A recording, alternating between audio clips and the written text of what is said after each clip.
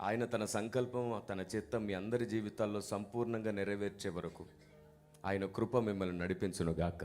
కలిసి పలకడం, కలిసి స్తుతించడం మనం ఎప్పుడైతే ఎక్కువ అలవాటు చేసుకుంటామో అప్పుడు ఒకరిని బట్టి ఒకరికి కృప కలుగుతుంది, ఒకరిని బట్టి ఒకరికి దయ కలుగుతుంది.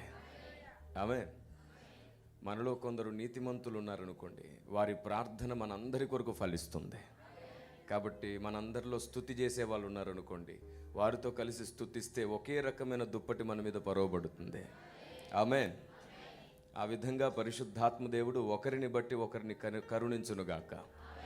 ఇప్పటి నుంచో పని చేద్దాం. మీరు స్తుతించేటప్పుడు మీ చేతిని కూడా ఎత్తడానికి ట్రై చేయండి. తండ్రి, నన్ను తగ్గించుకుంటున్నాను, నిన్నే హెచ్చిస్తున్నాను అనడానికి సూచనగా.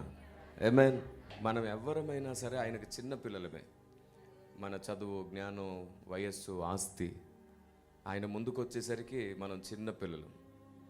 మన దేశంలో ఒక సామెత ఉంది, ఢిల్లీకి రాజైనా, మీకు తెలుసు కదా. కాబట్టి మనం ఎవరమైనా సరే ఆయనకు పిల్లలమే. ఆయన ముందుకు వచ్చేసరికి చిన్న పిల్లలం అయిపోయి దేవుణ్ణి స్తుతించుదుము గాక. పక్కనే ఉండి దేవుణ్ణి స్తుతించడానికి కూడా మొహమాట పడేవారు ఉంటారు, సిగ్గుపడేవారు ఉంటారు. మీరు మొహమాట పడకుండా చెయ్యెత్తి స్తుతిస్తుంటే వారు మిమ్మల్ని చూసి చెయ్యెత్తి స్తుతించడం అలవాటు చేసుకుంటారు. మీ స్తుతి మరొకరికి స్తుతి నేర్పిస్తుంది.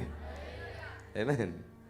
రెండవ లాభం, మీకు ఏదైనా వాక్యం అర్థమైనప్పుడు, మీకు ఏదైనా సత్యం అర్థమైనప్పుడు వెంటనే మనసారా దేవుణ్ణి స్తుతించినప్పుడు సాతానుకు అర్థమవుతుంది మీకు దేవుడు అర్థమయ్యాడని. ఎవరికి దేవుడు అర్థమవుతాడో వారి మీద సాతాను అధికారం చేయడానికి భయపడిపోతాడో. Praise the lord.